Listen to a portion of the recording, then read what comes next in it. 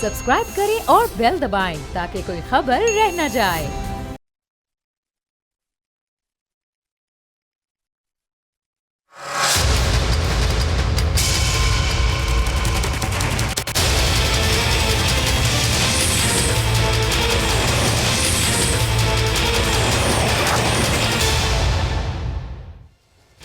अस्सलामुअलैकुम नाजरीन, प्रोग्राम बस बहुत हो गया मैं हूं आपके साथ फराज अहमद। नाजरीन, नई हुकूमत के तमाम तर मराहिल हर गुजरते दिन के बाद स्टेप बाय स्टेप तय होते जा रहे हैं। एक बड़ा मरहला वजीर आज़म के मुंतखब होने का वो भी अब मुकम्मल हो चुका है। शहबाज शरीफ मुल्क के 24वें वजीर आज़म अब मुंतखब हो चुके हैं और कल अपना हल्फ भी उठा लेंगे। और साथ ही साथ तमाम सूबाई हुकूमतें, फिर आइनी जितने भी तमाम तर ओहदे हैं वो एज एक्सपेक्टेड तय होते जा रहे हैं। तमाम तर नाम सामने आते जा रहे हैं। कोई भी बड़ा सरप्राइज़ अभी तक दिखाई नहीं दिया। अब सदर मुमलिकत के मुंतखब होने का मरहला है अगला, जिसके लिए आसिफ अली जरदारी एक मजबूत कैंडिडेट हैं और हुकूमत की तमाम जो इत्तेहादी जमातें हैं उनका वोट उनको मिलने वाला है। तो अब वज़ीर आज़म मुंतखब होने के बाद नई जो हुकूमत की पॉलिसीज़ हैं वो क्या होंगी, क्योंकि यही कहा जा रहा था कि सबसे ज़्यादा जो फोकस है वो मईशत पर करना पड़ेगा। कौन कौन से चैलेंजेस होंगे, अपोजिशन क्या किरदार अदा करेगी, कितने चैलेंजेस का सामना करना पड़ेगा।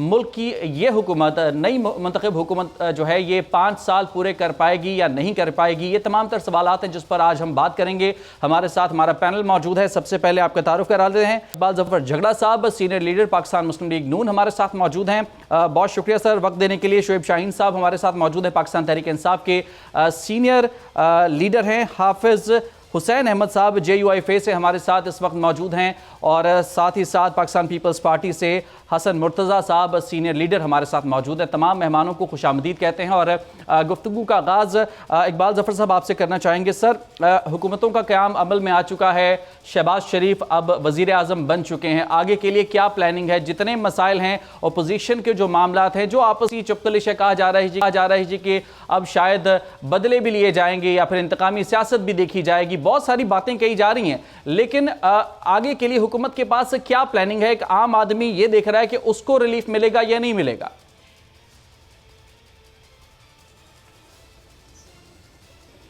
इकबाल जफर झगड़ा साहब, आप सुन पा रहे हैं? गालिबन इकबाल जफर झगड़ा साहब जो है वो सुन नहीं पा रहे हैं। कोशिश करते हैं कि टेक्निकल जो हल करें जल्दी से जल्दी।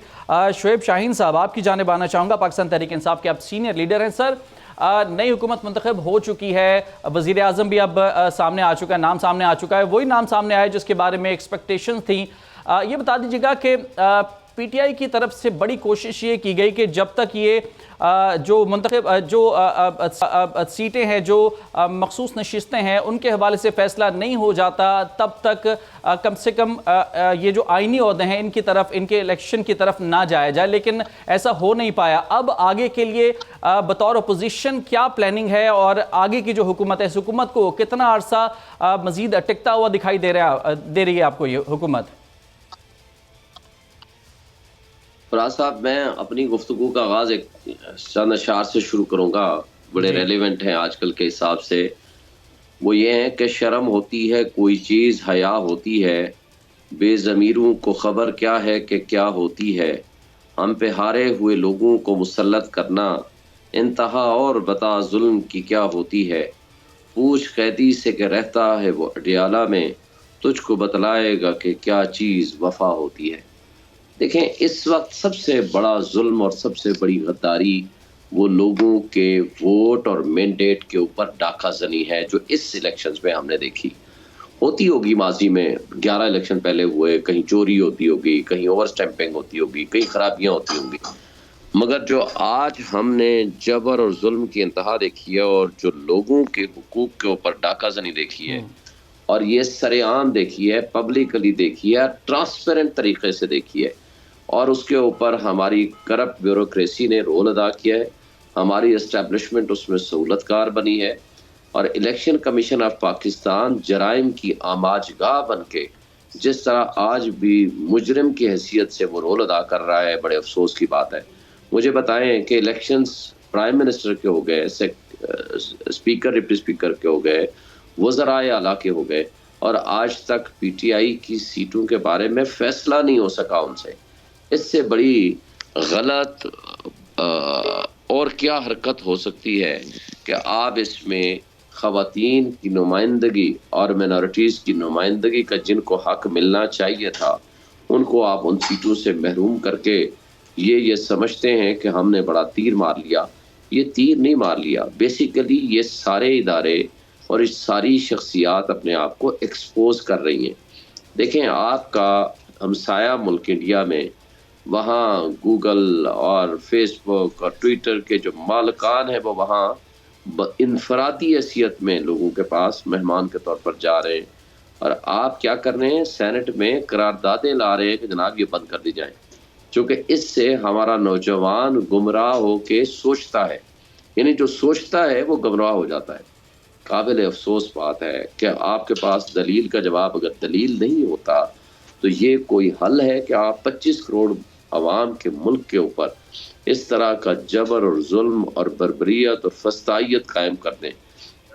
آج اگر 1400 سال بعد آپ یزیدیت کو یہ زندہ بتائیے گا کہ کرنا پی ٹی آئی کا جو کہ مطالبہ تھا مخصوص نشستوں کا فیصلہ ہونے سے پہلے وزیر اعظم نومینیٹ کرنا جو ہے اس کے حق میں نہیں تھے آپ لوگ, لیکن اگر دیکھا جائے جتنی لیڈ ہے 92 اور دوسری جانب 201 کی لیڈ ہے, تو اگر مخصوص نشستوں کا فیصلہ ہو بھی جائے 30-32 سیٹیں آپ کے پاس اگر آ بھی جاتی ہیں, اضافہ ہو بھی جاتا ہے, تو جو نتائج ہیں اس میں تو کوئی فرق نہیں نظر آتا.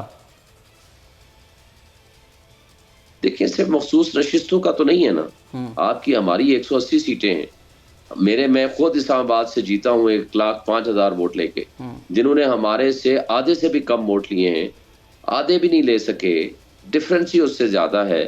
30,000 42,000 ووٹ لینے والوں کو سیٹوں پہ بھیج دیا گیا, نیشنل اسمبلی کا ممبر بنا دیا گیا. ہماری تینوں سیٹیں اسلام آباد کی, باشمول میری سیٹ. یہ کانسٹیٹوئنسی میری جو ہے یہ جہاں آپ کے آفیسز ہیں اور جہاں یہ آپ کا پارلیمنٹ ہاؤس ہے, الیکشن کمیشن ہے, سپریم کورٹ ہے, پریزیڈنسی ہے, پرائم منسٹر ہاؤس ہے. پرائم منسٹر ہاؤس کے اندر میرا پولنگ سٹیشن تھا, وہاں سے بہت بڑی میں لیڈ سے جیتا ہوں. ایک پولنگ سٹیشن مدے مقابل نہیں جیتا. ہماری ساری سیٹیں اٹھا کر کے آپ نے اگر ڈاکو کے حوالے کر کے اور پھر ہم الیکشن کمیشن میں گئے, 90% پٹیشن اس کا فیصلہ ہی نہیں کیا انہوں نے. تاریخ پہ تاریخ دیتے چلے جا رہے ہیں اور وہ سہولت کاری کر رہے ہیں ان ریٹرننگ آفیسرز کی کرپشن کو. لیکن بات یہ ہے کہ یہ سارا کچھ اگر آپ کھولیں گے, آج بھی جوڈیشل کمیشن بنے اور ان کے فارم 45 کے مطابق فیصلہ کر لیں اور مخصوص نشستیں بھی اس کے حساب سے دے دیں, یہ لوگ تو نظر ہی نہیں آئیں گے. 17 سیٹوں والے کو اٹھا کر کے پرائم منسٹر بنا دیا. حکومتی موقف جان لیتے ہیں شیخ صاحب اس پر. ظفر اقبال ظفر جھگڑا صاحب جو ہے لائن پر آ چکے ہیں دوبارہ. اقبال ظفر صاحب, سر وزیر اعظم منتخب ہو چکے ہیں شہباز شریف, آگے کی کیا حکمت عملی ہوگی اور یہ جو فارم 45 فارم 47 کا جو معاملہ چل رہا ہے یہ کس جانب جاتا ہوا دکھائی دے رہا ہے؟ کیونکہ دوسری جانب جو اپوزیشن ہے ان کا یہ دعویٰ ہے کہ 180 سیٹیں ان کے پاس اگر فارم 45 کے مطابق فیصلہ ہو, فارم 47 کے مطابق آپ کے پاس ایک بڑی لیڈ ہے, 201 ووٹ حاصل کیے ہیں آج وزیر اعظم منتخب ہونے کے لیے شہباز شریف نے. تو یہ جو معاملات ہیں ان پر تھوڑی سی نظر ڈالیے گا اور آگے کی حکومت کی جو پالیسیز ہیں وہ کیا ہوں گی, کیونکہ ایک عام آدمی جیسے کہ میں نے پہلے ذکر کیا وہ منتظر ہے کہ اس کو کب ریلیف ملے گا اور کیا ریلیف ملے گا. جی دیکھیں آج جو کچھ ہوا وہاں پر, اور اللہ کے کرم سے شہباز شریف صاحب بڑی لیڈ سے منتخب ہوئے وزیر اعظم پاکستان. تو یہ ایک بہت ہی میں سمجھتا ہوں کہ پاکستان کے لیے ایک تاریخی دن سمجھتا ہوں اس کو, اور بہت مبارک دن سمجھتا ہوں کہ آج وہ جماعت پھر اللہ کے کرم سے حکومت سنبھال رہی ہے جس نے ان دا پاسٹ یہ ثابت کیا ہے کہ جب بھی مسلم لیگ نون کی حکومت آئی ہے تو اس ملک میں کام ہوا ہے, ایسا کام ہوا ہے کہ جس سے کوئی انکار نہیں کر سکتا. یہ جو ہمارے بھائی ہیں پی ٹی آئی والے, یہ خود بھی اگر آپ ان کے ساتھ کہیں بحث کریں تو یہ بھی انکار نہیں کر سکتے. اور خاص کر جب نواز شریف کے کاموں کی فہرست ان کے سامنے رکھیں اور پرٹیکولرلی موٹر وے کے ذکر آئے تو وہ خود بھی یہ انکار نہیں کر سکتے کہ موٹر وے پہ ہو جاتے ہیں. تو واقعی نظر آتا ہے کہ یہ کام جو ہے یہ نواز شریف صاحب کے ادوار میں ہوئے ہیں اور ابھی تک ہو رہے ہیں. اور آج ملک بھر میں آپ نواز شریف کا ذکر کریں تو لوگ اسی بات پہ بہت زور دیتے ہیں کہ اللہ کے کرم سے وہ ہماری جو سفر ہوتے تھے 3-3 4-4 دن کے، وہ اب گھنٹوں میں طے ہو جاتے ہیں. تو یہ ایک میں سمجھتا ہوں اتنی بڑی بریک تھرو ہے اس ملک کے لیے کہ آج ہم دنیا کے ترقی یافتہ ممالک میں شمار کیے جا رہے ہیں. اور جو کچھ آج آپ نے تقریر سنی ہوگی شہباز شریف صاحب کی، بڑی سراسل تقریر تھی، اور اس میں انہوں نے ہر ایک چیز جو ہے اس کو پوائنٹ آؤٹ کیا ہے، رائٹ فرام جو ہماری سب سے بڑی ویکنس ہے وہ ہماری معیشت ہے. اور معیشت کے لیے انہوں نے بار بار کہا ہے کہ دیکھیں میں نے ایز اے وزیر اعظم بھی اور آج بھی کہہ رہا ہوں اور پہلے بھی کئی دفعہ کہہ چکا ہوں کہ جہاں ہم نے میثاق جمہوریت ایک تاریخی چارٹر آف ڈیموکریسی میں ہے، تو اسی طرح میثاق معیشت کے لیے بھی بار بار وہ ذکر کرتے ہیں کہ اس ملک کے جو معاملات ہیں اور ان کو ٹھیک کرنا ہے اور اس ملک کو ترقی کی راہ پہ ڈالنا ہے، تو ضروری ہے کہ ہم معیشت پہ دھیان دیں. اور معیشت اگر ٹھیک ہوگی تو یہ جو مہنگائی کا ایک سلسلہ چل چکا ہے تو وہ خیر میں اگر کہوں کہ بین الاقوامی سطح پہ بھی مہنگائی ہے، لیکن یہاں پر جو مہنگائی کی وجہ سے عام آدمی کو کھانے کے لیے کچھ نہیں ملتا، تو اس کے لیے انہوں نے آج بہت واضح طور پہ کہا کہ یہ چیزیں ختم ہوں گی انشاءاللہ، اور میں انشور کروں گا کہ یہ کسی کو شکایت نہ ہو کہ اس کو 2 وقت کی روٹی نہیں مل رہی. اسکول کے بچوں کی فیسیں ہیں اور اخراجات ہیں، یہ تمام چیزیں جو ہیں یہ عام آدمی کی دسترس سے باہر ہو چکی ہیں، اور ان کو اس دسترس میں لانے کے لیے یہ وہ مسائل ہیں جو ہر عام آدمی جانتا ہے، اور ان تمام تر جبرد آزما ہے. یہ جو مہنگائی کا آپ نے ذکر کیا کہ عالمی سطح پر بھی بڑھی ہے، یقیناً بڑھی ہے، لیکن اگر ہم دیکھیں تو 2 ہی مسائل ہیں جن کو حل کرنا سب سے زیادہ امپورٹنٹ ہے. عام آدمی کا یا تو پھر جو اس کا روزگار ہے، جو اس کے وسائل ہیں ان کو بڑھا دیا جائے، یا پھر جو مہنگائی ہے اس کو کم کر دیا جائے. یہ دونوں چیزیں ابھی تک بڑی مشکل دکھائی دے رہی ہیں. اس کے لیے پلان آن گراؤنڈ پلان کیا ہے؟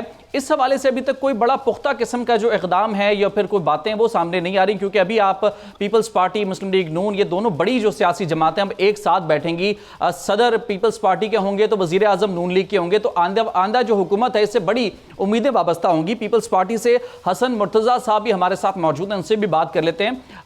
حسن مرتضیٰ صاحب، حکومت کی جو آگے کی پالیسیز ہیں ان میں پیپلز پارٹی کا کیا کردار ہوگا، اس پر تو ہم بات کریں گے، لیکن فی الحال سوال یہ ہے کہ سر مختلف حلقوں میں جو چمگوئیاں ہو رہی ہیں وہ یہ کہ بلاول بھٹو صاحب کچھ ہی دن پہلے تک یہ کہہ رہے تھے کہ پی ڈی ایم کا جو تجربہ ہے وہ بڑا ہی ناکام رہا ہے. اس کے حوالے سے کافی انہوں نے تنقید کی، اور اب یہ جو حکومت بن رہی یہ بھی ایک پی ڈی ایم کا ایک ریفائنڈ قسم کا ورژن دکھائی دے رہی ہے. ایسے میں پیپلز پارٹی کس جگہ پر سٹینڈ کر رہی ہے؟ آپ وزارتوں کے اندر نہیں ہیں، آپ کابینہ کے اندر موجود نہیں ہیں، لیکن آپ اتحادی حکومت کے پورے ساتھ دے رہے ہیں. آپ کا صدر ہوگا، ان کا وزیر اعظم ہوگا. آئندہ یہ حکومت کتنی چل پائے گی، کیسی چل پائے گی، آپ کیا سمجھتے ہیں؟ بہت شکریہ جی. دیکھیں 2 چیزیں ہیں. ایک تو ہے کہ اس وقت جو ہمارے ملک کے حالات ہیں، معاشی حوالے سے، اخلاقی حوالے سے، ہمارے گورننس کے حوالے سے، ہماری جو لا اینڈ آرڈر کی صورتحال ہے اس کے حوالے سے انتہائی جو ہے وہ خراب حالات ہیں. اور ان حالات میں ہمارے پاس 2 ہی راستے ہیں، یا تو نئے مینڈیٹ کی طرف جایا جائے، اور یا پھر ہمیں اس بند گلی سے نکل کر آگے چلنا ہوگا، کیونکہ جو آنے والے چیلنجز ہیں وہ بہت بڑے ہیں. آپ اپریل میں آئی ایم ایف کی طرف آپ کو جانا ہوگا، ابھی پریزیڈینشل الیکشنز ہیں، پھر اس کے بعد سینٹ کے الیکشنز ہیں. تو یہ ساری چیزیں جو ہیں ان کو اگر تو آپ الیکشن کی طرف جاتے ہیں تو پھر 50-60 ارب روپیہ پھر سے لگے گا، اور پہلے ہی معیشت جو ہے وہ ہماری تباہی کے دہانے پہ ہے. عام آدمی کے پاس کھانے کو کچھ نہیں ہے، لوگوں کی جو طبی سہولتیں ہیں وہ میسر نہیں، تعلیمی حوالے سے ہم انتہائی گراوٹ اور پستی کا شکار ہوتے جا رہے ہیں. تو ان چیزوں سے نکلنے کے لیے ہمیں اس پہ یقیناً یہ نہیں کہا جا سکتا کہ ہم دھاندلی کو یا ان الزامات کو نظر انداز کر دیں. ہمیں یقیناً اس پہ کوئی مل بیٹھنا ہوگا, ہمیں اس پہ کوئی تحقیقاتی کمیشن بنانے کی ضرورت ہے. ایک چھوٹی سی چیز ایڈ کیجئے گا, آپ نے جو ذکر کیا ہے ری الیکشن کے حوالے سے جو پاسبلٹیز ہیں, کیا پیسے نہ ہونے کی وجہ سے یا پھر جو معاشی صورتحال ہے ملک کی وہ ذرا خراب ہونے کی وجہ سے, یا پھر بہت زیادہ خرچہ آ جائے گا, دوبارہ الیکشن ہوتے ہیں اس وجہ سے الیکشن نہیں ہونے چاہیے, یا پھر آپ کو لگتا ہے کہ الیکشن کی ضرورت نہیں ہے؟ کیونکہ جو آپ کا جو موقف ہے اس سے تو لگ رہا ہے کہ شاید پیپلز پارٹی یہ چاہتی ہے کہ دوبارہ سے الیکشن ہو, کیونکہ آپ شاید انتخابات کے نتائج سے مطمئن نہیں اس طرح سے. دیکھیں گزارش یہ ہے کہ پاکستان پیپلز پارٹی نے 2013 میں بھی کہا کہ الیکشن شفاف نہیں ہے.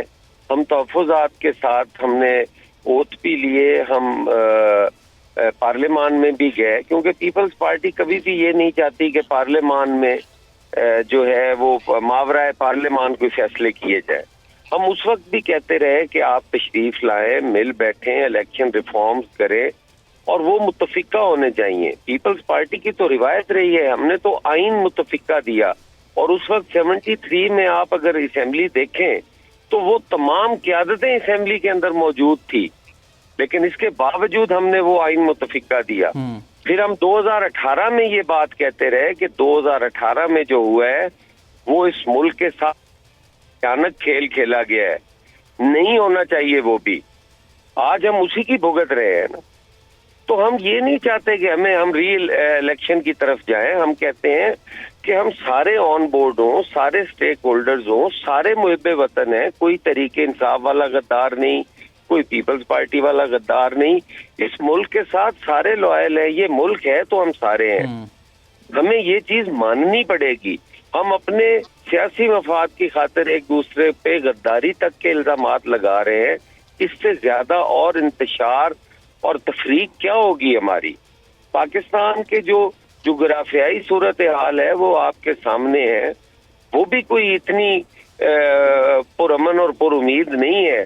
اس کے لیے بھی ہمیں مل بیٹھنے کی ضرورت ہے. تو ہمیں ان چیزوں سے تھوڑا سا باہر نکل کے ہمیں اس پہ ایک عدالتی تحقیقاتی کمیشن ہونا چاہیے جو اس کی تحقیقات کرے, اور جو ذمہ داران ہیں ان کو قرار واقع سزا ہونی چاہیے. میں خود وکٹم ہوں اس کا. صحیح. میں جب جیتا تھا تو میرے 37,000 ووٹ تھے, آج میں ہارا ہوں تو میرے 44,000 ووٹ ہے. میرا ووٹ تو ایڈ ہوا ہے, اس کے باوجود میں ہارا ہوں. تو میں تو خود وکٹم اپنے آپ کو سمجھتا ہوں, اور میں کہتا ہوں کہ اس پہ کمیشن ہونا چاہیے, لیکن تھوڑا سا ہمیں اپنی ذات سے بالا تر ہو کے ملکی مفاد کے لیے سوچنا چاہیے.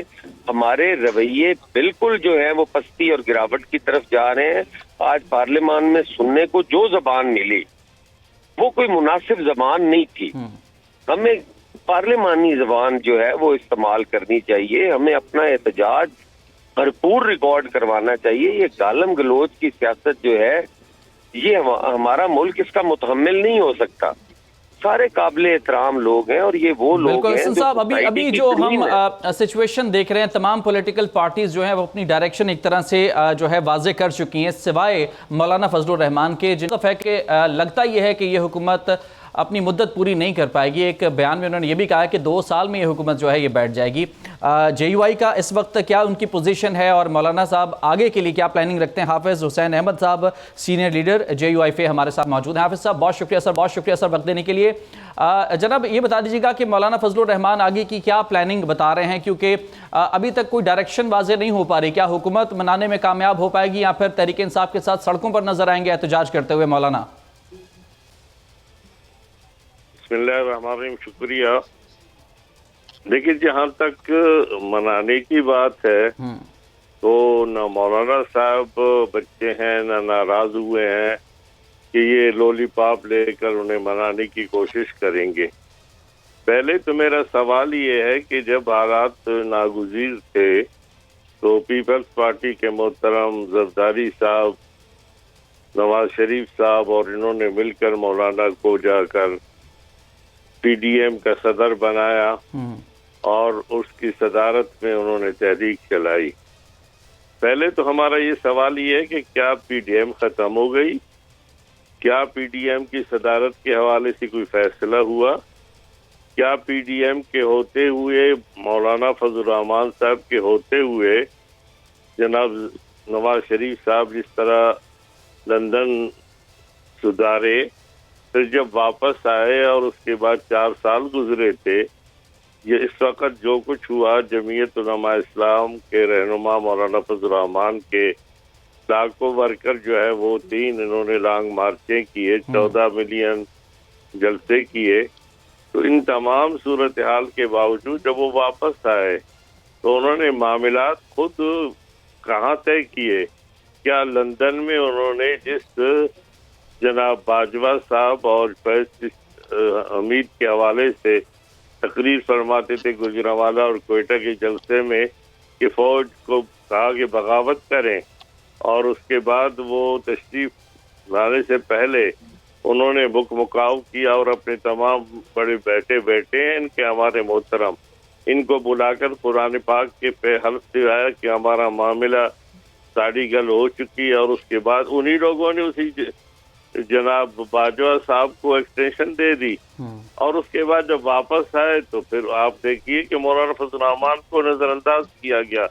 جب پوری حکومت سازی کے حوالے سے بات ہوئی، ایم کیو ایم تک وہ چلے گئے، کراچی تک رابطے ہو گئے، لیکن مولانا فضل الرحمان صاحب اسلام آباد میں ہونے کے باوجود وہ نہیں گئے.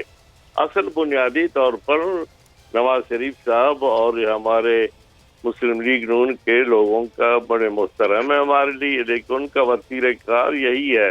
اور آپ نے دیکھا ہوگا یہی کچھ آپ کے کراچی میں جو یعنی حافظ صاحب، جے یو آئی ایکسپیکٹ کر رہی تھی کہ مسلم لیگ نون اور جو اتحادی جماعتیں ہیں وہ آپ کے پاس آئیں، اور جس طرح سے 16 مہینے کی پی ڈی ایم کی حکومت تھی اس میں جو پوزیشن جے یو آئی کے مولانا کو دی گئی تھی اسی طرح کی پوزیشن آفر کی جاتی یا پھر اس کو کنٹینیو کیا جاتا.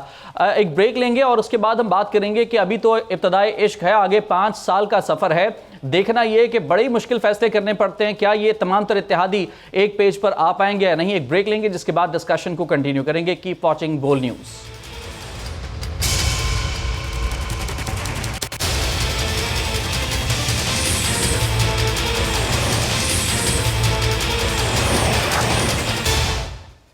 ویلکم بیک ناظرین. آگے آنے والی حکومت اور آگے آنے والے مسائل پر گفتگو کی جا رہی ہے. اس حکومت کے لیے آئندہ 5 سال کتنے چیلنجنگ ہو سکتے ہیں؟ ہمارا پینل ہمارے ساتھ موجود ہے. اقبال ظفر جھگڑا صاحب مسلم لیگ نون کے سینئر لیڈر ہمارے ساتھ موجود ہیں. ان سے ایک دفعہ پھر گفتگو کا آغاز کریں گے.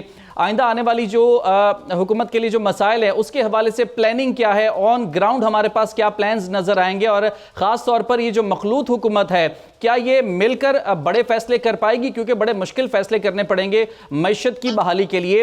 جو اتحادیوں کی پوزیشن ہے کیا یہ اتنی سٹرونگ رہ پائے گی جتنی ابھی دکھائی دے رہی ہے؟ دیکھیں نا جی، آج یہ جو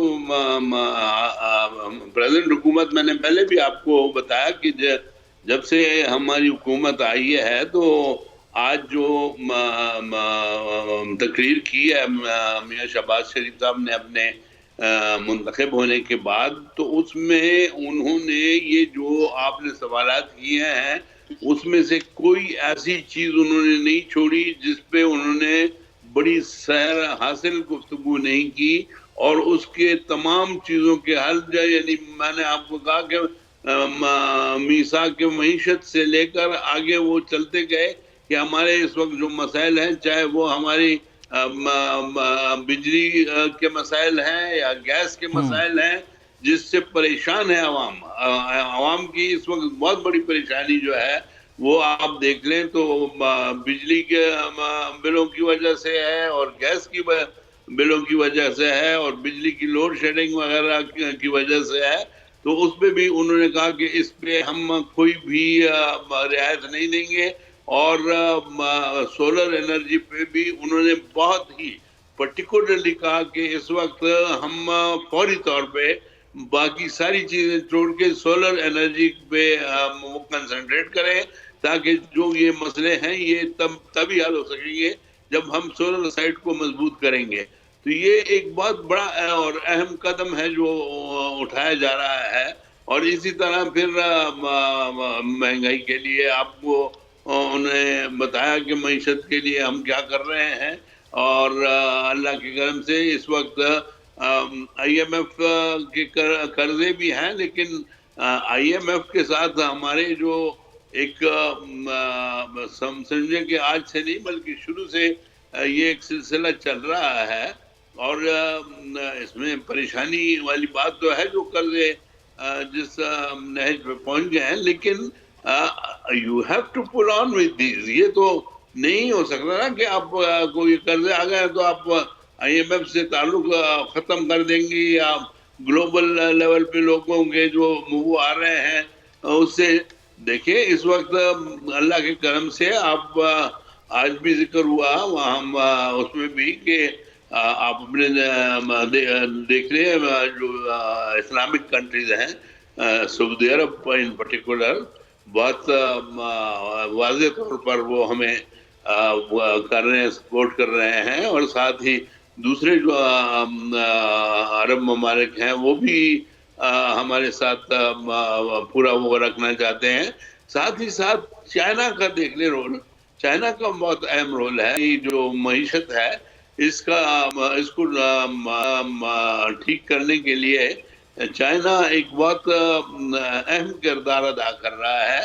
اور ہمارے آپ دیکھ لیں سی پیک کے جو پروجیکٹس ہیں اور سی پیک جو جس طریقے سے جا رہی ہے وہ بھی ایک ایسا پروجیکٹ ہے جو کہ اس سے کوئی انکار نہیں کر سکتا. اقبال صاحب، یہ جو اس وقت ہم ملک کی معاشی صورتحال دیکھ رہے ہیں یہ یقیناً نارمل سچویشن تو نہیں ہے، اس میں بڑے چیلنجز ہیں اور ان کو حل کرنے کے لیے بڑے سٹیپ بھی لینے پڑیں گے. ایک تو حکومت ایسی ہے جو کہ کسی ایک جماعت کی نہیں ہے، یہ مخلوط حکومت ہے، اور وہ تمام سیاسی جماعتیں ایک ساتھ اتحاد کر کے بیٹھی ہیں جو کہ ماضی میں ایک دوسرے کے ساتھ بڑے بڑے اختلافات رکھتی تھی. پھر بڑی سخت قسم کے اپوزیشن کا سامنا آپ کو کرنا پڑے گا، کیونکہ سنی اتحاد کونسل جو کہ اصل میں جس کے اندر پی ٹی آئی کے جو اراکین موجود ہیں، بڑی سخت قسم کی آپ کو اپوزیشن کا سامنا بھی کرنا پڑے گا. شعیب شاہین صاحب، پہلے تو میں معذرت چاہتا ہوں سر، آپ کچھ کہنا چاہ رہے تھے، آپ اس کو بھی ایڈ کیجئے گا. پلس سوال یہ کہ ابھی جو اتحادی حکومت ہم دیکھ رہے ہیں، یہ جو اتحاد ہے اسے کہا جا رہا ہے کہ کوئی نیچرل اتحاد نہیں ہے، یہ وقتی طور پر اتحاد ہے، آگے جا کے شاید مسائل پیدا ہو سکتے ہیں جس کو ڈینائی کیا جا رہا ہے فی الوقت اتحاد کی جانب سے. اپوزیشن کی طرف سے آگے کی کیا پلاننگ ہے؟ کیونکہ ملک کی معاشی جو صورتحال ہے اس میں یقیناً تمام تر سیاسی جماعتوں کو مل کر کردار ادا کرنا ہوگا. یہ آپ کی جماعت کے بڑے بڑے جو لیڈران ہیں وہ بھی اسی بات پر ہمیشہ زور دیتے آ رہے ہیں کہ ملک کے لیے مل کر فیصلے کرنے ہوں گے تمام حکومتی اور اپوزیشن جماعتوں کو. اب آگے کے لیے جو معاشی پالیسیز ہیں، کیا لگتا ہے کہ ان پر پریکٹیکلی عمل درآمد ہو پائے گا جو پلانز بتائے جا رہے ہیں حکومت کی جانب سے؟ دیکھیں، پہلی بات تو یہ ہے کہ میں آپ کو صرف یہ کہنا چاہ رہا تھا کہ ترتیب آپ کی یہ ہے کہ پہلے مجھے آپ نے ٹائم دیا، پھر پی ایم ایل این کو دیا، پھر آپ نے پیپلز پارٹی کو دیا. میں معذرت چاہتا ہوں. میں صرف یہ کہنا چاہ رہا تھا، کوئی بات نہیں. دوسری بات دیکھیں، آپ کے سوال کی طرف آنے سے پہلے میں ذرا اپنے جگڑا صاحب کی دونوں دفعہ جو آپ نے ان کو ٹائم دیا ان کی بات کا جواب دے کے پھر میں حسن صاحب کی بات کی طرف بھی آتا ہوں. جو انہوں نے پہلے کہا ہے کانٹراڈکٹری، بڑے احترام کے ساتھ میں ان کا جواب دوں گا. انہوں نے خود سیلف کانٹراڈکٹری بات کی ہے. ایک طرف تو کہا ہے کہ جناب پی ایم ایل این ماضی میں اقتدار میں رہی ہے تو انہوں نے ایک ڈیولپڈ کنٹری میں شامل کر دیا ہے پاکستان کو. پھر خود کہہ دیا آج بھوک ہے، ننگ ہے، معاشی تباہی ہے، بجلی کے بل دینے کی پوزیشن میں لوگ نہیں ہیں، بچوں کے فیسیں دینے کے قابل نہیں ہے، گیس کے بل اتنے بڑھا دیے. دیکھیں، آپ پی ٹی ایم 1 کی صورت دیکھ لیں. پی ٹی ایم 1 سے پہلے 6.1% یا 6.2% جی ڈی پی تھی جو ان کے اپنے اعداد و شمار بتاتے ہیں. یہ عمران خان کا دور اقتدار تھا جس میں 2 سال کورونا کا زمانہ بھی گزرا، جو لوگوں نے، دنیا کی ڈیولپڈ کنٹریز نے ہمارے کورونا کی پالیسی سے کہا کہ یہ بیسٹ پالیسی تھی ان کی. چلیں ہم آگے جاتے ہیں. $24 بلین آپ ریزرو تھے، ملک آپ کا چل رہا تھا، انڈسٹری چل رہی تھی، آپ کے ملک کے روح کو روزگار تھا، ایک بہتری کی طرف ہم راغب تھے. آج مجھے بتا دیں، آپ معیشت کی تباہی کی بات آپ کر رہے ہیں، اور یہ جو آج اتحاد جو آج بنا ہے یہ پی ڈی ایم 2 کی صورت رکھیں یا ان کو جو بھی ان کے اتحادی سمجھیں. آج جو کچھ وہ کریں گے، مجھے بتائیں، جو پبلک سپورٹ کے بغیر کوئی گورنمنٹ ہوتی ہے، نہ ان کے اندر کیپیبلٹی ہوتی ہے، نہ ان کے اندر وہ ول ہوتی ہے، نہ وہ سکل ہوتی ہے کہ وہ ان مسائل کا حل کر سکے. پھر آپ دیکھیں کہ جب تک ریفارمز نہیں آئیں گی، جب تک آپ کے ملک میں آپ کے انویسٹمنٹ نہیں آئے گی، آپ اپنی انکم تو نہیں بڑھا سکے، آپ روزوں کو روزگار تو نہیں دے سکیں گے، وہ ممکن ہی نہیں ہے. آپ کا 9 ٹریلین روپیز کا آپ کا ٹوٹل آپ کا اکانومی ہے. اس میں سے 5.8 جو ٹریلین روپیز ہیں آپ سود کی مد میں دیتے ہیں. اب آپ نے اور قرضے لے لیں. اب اس نے عیاشیوں پہ آپ نے لگانے ہیں. اب عیاشیاں کیا ہیں؟ اس وقت بھی یو این ڈی پی کی رپورٹ کے مطابق 18 بلین پلان میں بھی جانا پڑے گا شعیب صاحب ہمیں.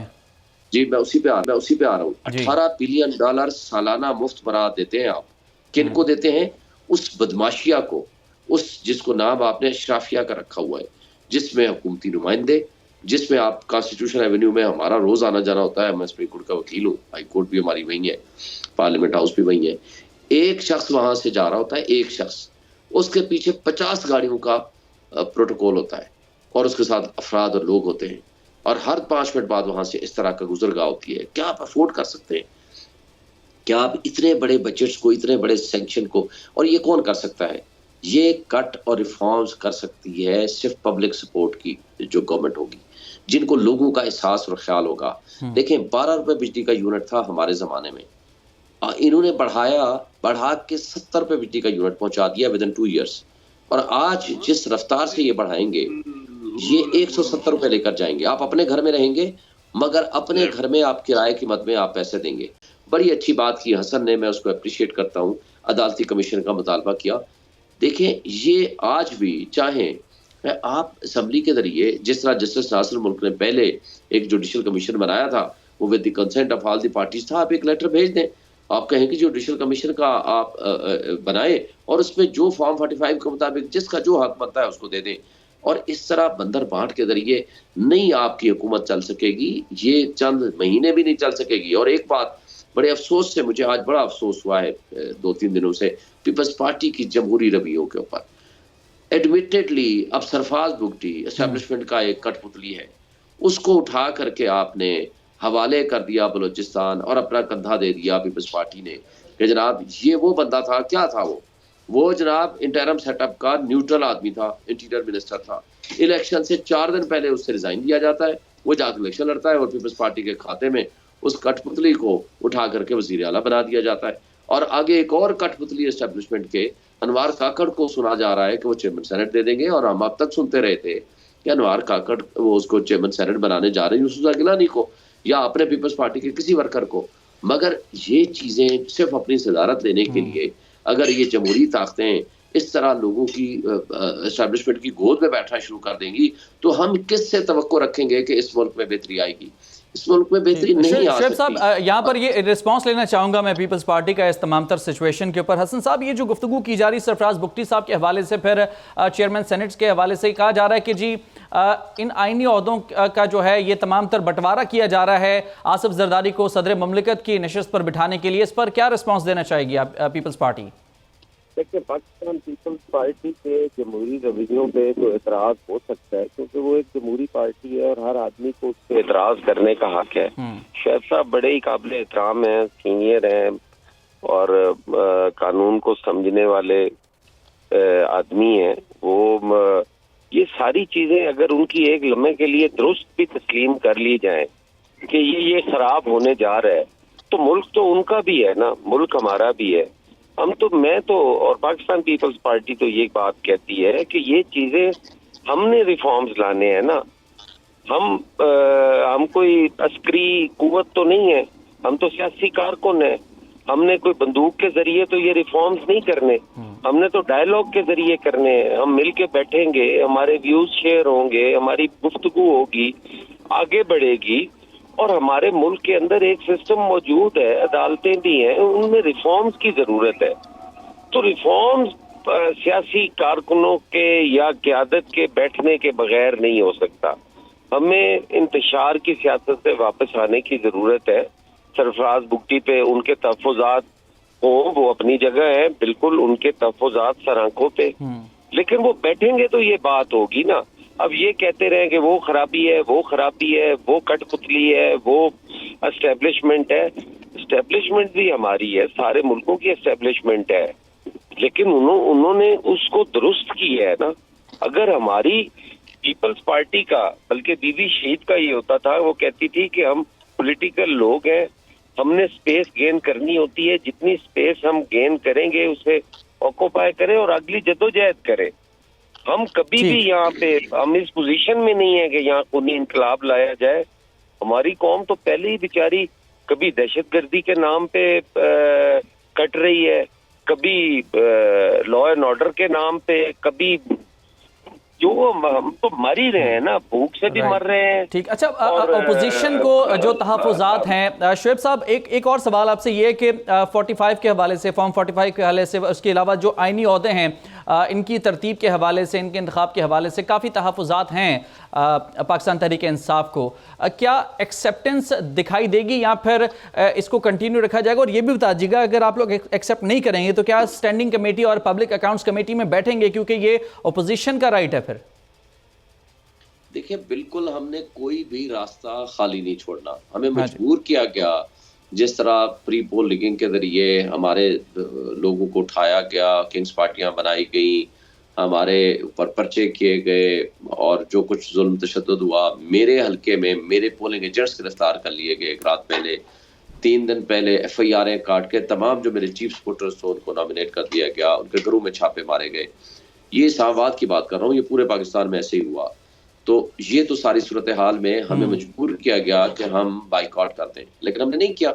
हमारे से बल्ले का निशान छीन लिया गया। जो कुछ भी हुआ हमने कहा नहीं, हम प्रोसेस पे शामिल होंगे। हम शामिल हुए और अभी भी हम हर उस प्रोसेस में शरीक हैं, रहेंगे, मगर अपने एहतजाज के साथ। हम अपना यानी इन तमाम आईनी ओहदों को आप एक्सेप्ट करते हुए फिर अपोजिशन का किरदार बाकायदा तौर पर अदा करेंगे। अच्छा, हाफिज हुसैन अहमद साहब, अपना प्रोटेस्ट करेंगे पूरी तरह, पार्लियामान के अंदर भी, उसके बाहर भी, धरना भी, जो हमें आईन हक देता है उसके मुताबिक हम पूरी तरह प्रोटेस्ट करेंगे और पार्टिसिपेट भी करेंगे प्रोसेस। हाफिज साहब, वक्त जरा कम है मेरे पास, ये बता दीजिएगा सर, JUI का आगे का क्या प्लान है? अब आपका तो ये मौक़िफ़ है कि शायद ये हुकूमत जो है 5 साल पूरे नहीं कर पाएगी। JUI की इन फ्यूचर हमें क्या पोजीशन दिखाई देगी? क्या अपोजिशन का किरदार अदा करेंगे? क्योंकि अगर आप अपोजिशन में बैठते हैं तो शायद फिर ये एक्सपेक्ट किया जाएगा कि आप PTI के साथ देंगे या फिर PTI के साथ एहतजाज भी कर सकते हैं। तो थोड़ा सा वाज़ेह कीजिएगा, आगे का क्या प्लान है, क्या लाइन है आपकी? देखिए, पहले तो मैं ये वजाहत करूं, पहले आपने जो फरमाया कि शायद उन्होंने हुकूमत बनाने में आपको साथ नहीं दिया, बात ये नहीं है जी, बात मोहतरम उसूलों की है। अब मैं समझता हूँ कि जो आप फरमा रहे हैं कि जमीयत उलमा इस्लाम ने जिस अंदाज में बात की, हम चाहते हैं कि जिस तरह हसन भाई ने कहा कि मुल्क सबका है, बिल्कुल सही है। आज झगड़ा साहब कह रहे हैं कि जनाब बिल्कुल हमें बैरून मुल्क जो है वहाँ से लोगों को सरमायाकारी करनी चाहिए। 2 बड़ी जमातें हैं, नवाज शरीफ साहब, शहबाज शरीफ साहब अपने असासे एवन फील्ड वगैरह और जितने भी उनके वहाँ पर बैरून मुल्क असासे बने हैं दुबई में, जो उन्होंने महल्लात और टावर्स बनाए हैं, इसी तरह जनाब जरदारी साहब अपने तमाम बैरून मुल्क असासे, हम ये नहीं कहते कि वो दे दे, वो सिर्फ पाकिस्तान लेकर आए, सरमायाकारी करें यहाँ पे वो सदर बन रहे हैं, यहाँ पर वजीर आजम बन रहे हैं, तो आप अपने यहाँ से मनी लॉन्ड्रिंग करके सब कुछ जो है वो वहाँ ले जाते हैं, आप सरे महल बना लेते हैं, आप वहाँ जाकर फौरी तौर पर जो है फील्ड बनाते हैं, अरबों खरबों रुपए की आपकी जायदादें हैं, आपके जो है वो दीगर ममालिक में भी जायदादें हैं। जनाब डार साहब के अपने बड़े बड़े प्लाजे हैं दुबई में, किसके नहीं है? मैं समझता हूँ कि जो दूसरे दुनिया के लोगों को इस वक्त मखलूकुल हाल पाकिस्तान के हवाले से कहते हैं कि हम साथ मिलकर रहें और आए बैठकर मईशत को संभालें, तो अपने जो आपकी सरमाया स्विट्जरलैंड के बैंकों में है, जो इस वक्त जो जनाब शहबाज शरीफ साहब के जो अपने असासे लंदन में है, जो जनाब नवाज शरीफ साहब के एवन फील्ड और मरियम साहिबा के और उसके बेटों के जो असासे हैं, आप खुदारा बताएं कि अगर ये 2 शख्सियात, ये 2 खानदान जो 30-35 साल से हुकूमत कर रहे हैं, ये अगर ये तमाम अपने असासे लेकर आ जाएं, तो आप मुझे बताएं कि क्या जो आपके ऊपर 75 अरब डॉलर है, ठीक, यानी अपेरेंटली फिलहाल JUI फे का इरादा नहीं है कि हुकूमत के साथ इस हवाले से कोई पॉजिटिव गुफ्तगू की जाए, लेकिन सियासत में कोई भी बात हातमी तौर पर नहीं कही जा सकती। लिहाजा अब देखना ये कि आने वाले दिन जो है JUI को किस जानिब लेकर जाते हैं और मौजूदा हुकूमत, नई जो इत्तेहादी हुकूमत है, इसकी क्या माशी पॉलिसीज़ होती हैं, इसकी क्या मुस्बत असरात मुल्क पर मतलब होते हैं, और साथ ही साथ पाकिस्तान तहरीक इंसाफ जो कि सुन्नी इत्तेहाद कौंसिल के तौर पर इस वक्त असम्बलियों में मौजूद है, कितनी सख्त अपोजिशन का किरदार अदा कर पाती है। प्रोग्राम का वक्त यहाँ पर ख़त्म होता है। हमारे साथ मौजूद थे जनाब हसन मुर्तज़ा, इकबाल ज़फ़र झगड़ा साहब, शोएब शाहीन साहब और हाफिज़ हुसैन अहमद साहब। आप तमाम मेहमानों का बहुत शुक्रिया। प्रोग्राम से मुझे दीजिए इजाज़त। अल्लाह हाफ़िज़।